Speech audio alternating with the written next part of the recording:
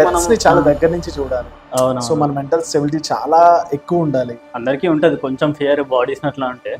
మాకేంటంటే ఒకవేళ బ్లడ్ కింద పడ్డప్పుడు స్ప్లాష్ అవుతుంది.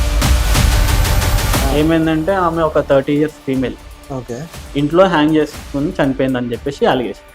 కానీ ఇతను ఎంత అన్యూజువల్ థింగ్ చేసినట్టే, అంటే ఇప్పుడు మనకి మర్డర్ వెపన్ ఉంది సీన్ లో, మర్డర్ వెపన్ మీద ఫింగర్ ప్రింట్స్ తీసినాం. అది తీసుకెళ్లి సినిమాల్లో ఇంటర్నేషనల్ లెవెల్లో డిఎన్ఏతో సంబంధం ఉండదు. ఇంకో కేసు ఇట్లానే సేమ్ అమ్మాయి హ్యాంగింగ్, ఎవరికి ఏం తెలియదు, పేరెంట్స్ కూడా ఏం తెలియదు. లాస్ట్కి అటాప్సీ కూడా అంతే అయిపోయింది. ఎందుకో ఒకసారి నాకు మళ్ళీ ఇట్లా అనిపించి ఇట్లా చేయి చూసిన, ఆ అమ్మాయి చేతిలో ఇప్పుడు ఓపీ పాయిజనింగ్ అవి అంటే depends on how much you consume. Harpic దాయినా బతుకుతారు, పారాక్వేట్కి ఛాన్సే లేదు.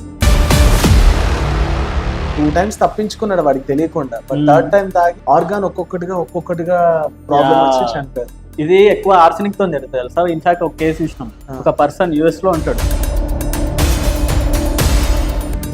మార్చరీ అనగానే మనకు కొంచెం భయం వేస్తుంది కదా, అంటే మార్చరీ లోపల ఎన్విరాన్మెంట్ ఎలా ఉంటుంది నిజంగా, సౌండింగ్స్, గోస్ట్ సౌండ్స్ కానీ లేదంటే డెడ్ బాడీస్ చేసే బిహేవియర్స్ ఉంటాయి. అంటే కొంచెం భయపడే మనస్తత్వం అట్లాంటిది అయితే తలుపు సౌండ్ కూడా భయపడతారు. అంటే అంత న్యాచురల్ గా ఏర్పడిందా అని చెప్పేసి డౌట్స్ వస్తుంది.